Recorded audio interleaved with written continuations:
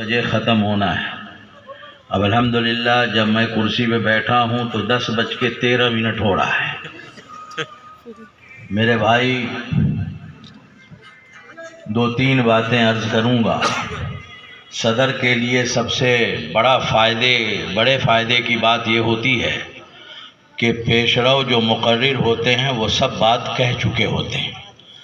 تو پھر صدر کا کام جو ہندوستان کے آئین میں لکھا ہوا ہے کہ پارلیمنٹ اور حکومت جو بھیج دے اس پر دستخط کر کے واپس کر دے، تو میرا کام تو اتنے سے بھی پورا ہو جائے گا کہ ان حضرات نے جو کچھ قیمتی بیانات کیے، آپ حضرات کو نصیحتیں کی، آپ حضرات اگر اتنے پہ عمل کرنا شروع کر دیں تو زندگی سنوارنے کے لیے کافی ہے۔ متفرق 2-3 باتیں کہہ دیتا ہوں اور جلدی میں کہہ دیتا ہوں۔ سب سے پہلی بات تو یہ ہے کہ اس مدرسے نے جو خدمت کی ہے قرآن کریم کی، اور حافظ ہلال صاحب، ان کے اساتذہ اور کمیٹی کے لوگوں نے جو محنت کی ہے، اللہ تعالیٰ اس کا بہتر بدلہ عطا فرمائے۔ یہ بڑا کام کیا ہے، اس سے بڑا کوئی کام دنیا میں ہے ہی نہیں ہے۔ ہمیں اس بات کا یقین رہنا چاہیے اور اسی یقین کے ساتھ، اخلاص کے ساتھ کام کو آگے بڑھاتے رہنا چاہیے۔ تو میں تمام کو، ان بچوں کو، ان کے اساتذہ کو، منتظمین کو مبارکباد دیتا ہوں کہ ان حضرات نے بڑا کام کیا ہے۔ اللہ تعالیٰ سب کو صحت و عافیت کے ساتھ درازی عمر عطا فرمائے۔ دوسری بات ان بچوں سے کہنی ہے، یہ بچے غور سے سنیں۔ یہ جو پگڑی ان کے سر پہ باندھی گئی ہے،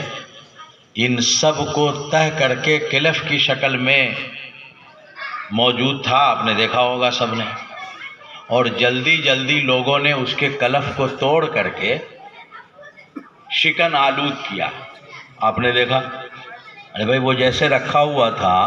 اس کو اٹھا کر کے کیا کیا گیا، سب مروڑ کر کے۔ سارے لوگ کپڑے جب پہنتے ہیں تو پریس کر کے پہنتے ہیں کہ شکن نہ رہے، کرچ نہ رہے، لیکن ان بچوں کے سر پہ جو دستار باندھی گئی ہے، یہ کرچ والے کپڑے نہیں تھے، ان پر کرچ ڈالی گئی ہے، انہیں مروڑا گیا ہے، انہیں ٹیڑھا میڑھا کیا گیا ہے، ان پر شکنیں ڈالی گئی ہیں، یہ بتانے کے لیے کہ آپ نے جس راستے کا انتخاب کیا ہے، قرآن کریم کو سینے سے لگایا ہے، یہ راستہ پہلے بھی پرخطر تھا اور آج بھی پرخطر ہے،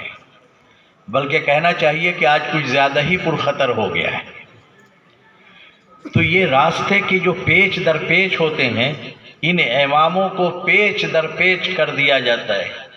تاکہ آج سے یہ محسوس کرنے لگیں کہ ان کے سروں پہ ان اکابر نے جو دستار باندھی ہے وہ بہت راستہ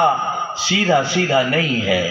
وہ پیچ در پیچ ہے، شکن در شکن ہے، اور اس کے لیے ذہنی تیاری ابھی سے کرنی ہوگی،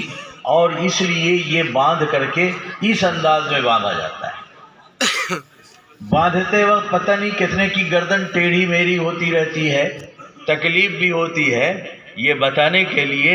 کہ جن راستوں پہ اب آپ چلیں گے یہ دین کا راستہ ہے، اللہ کا راستہ ہے، قرآن کا راستہ ہے، ایمان کا راستہ ہے، صراط مستقیم کا راستہ ہے، ہدایت کا راستہ ہے۔ یہ گلیاں پہلے بھی پرپیچ تھیں اور آج بھی پرپیچ ہیں، آپ برداشت کرنا سیکھنا ہوگا، اور برداشت کیجئے گا تب اللہ تعالیٰ آپ سے کام لے گا۔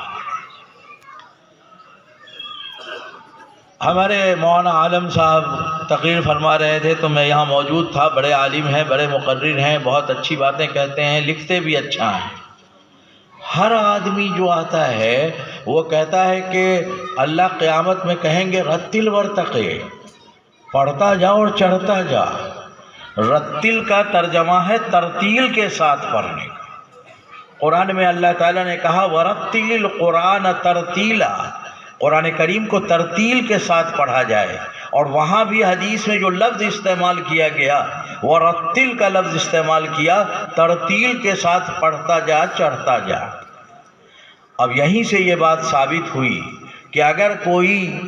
فرفر پڑھنے والا حافظ ہوگا، ترتیل سے نہ پڑھے گا، تو اس کے لیے یہ بشارت نہیں ہے۔ جو ایک دم ایکسپریس چل رہا ہے، حروف کی ادائیگی نہیں ہو رہی،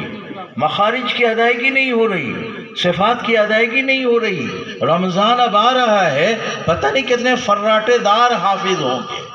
تو ان فراٹے دار حافظوں کے